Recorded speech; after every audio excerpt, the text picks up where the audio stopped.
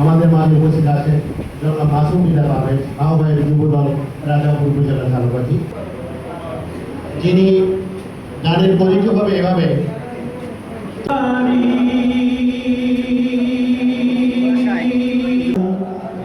সংসারে তোমার হইতে পারি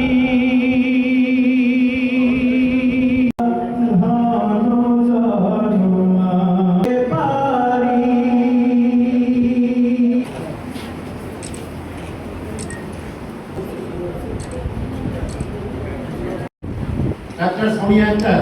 আর সেকেন্ড নাম ডাকেন।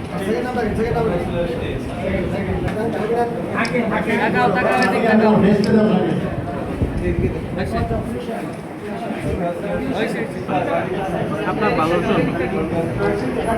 এই একজন একজন সামনে আসেন, এখন তাদের নাম বলছি। একজন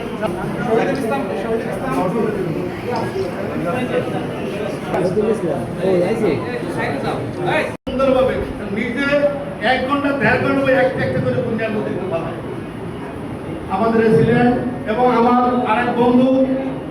এত সার্টিফিকেট বিতরণের অনুষ্ঠানে এত বক্তব্য ভালো লাগে না, যদিও আমাদের বক্তব্য বোঝা অনেক বেশি হয়ে গেছে।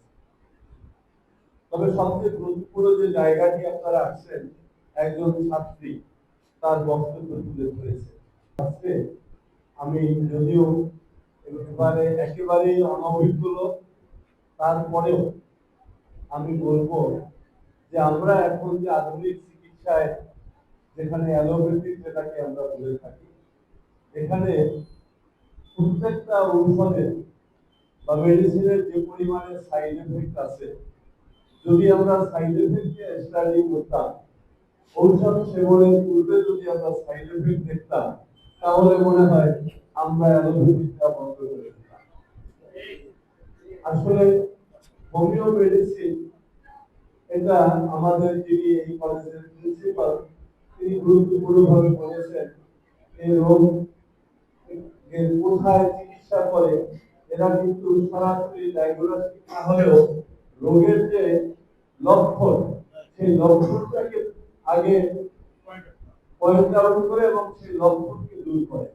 গৌতম বুদ্ধের একটা কথা আছে, দুঃখ ভোগ আছে, দুঃখ ভোগের কারণ জানতে হবে, কারণ দূর করতে হবে, তাইলে দুঃখ ভোগ দূর হয়ে যাবে।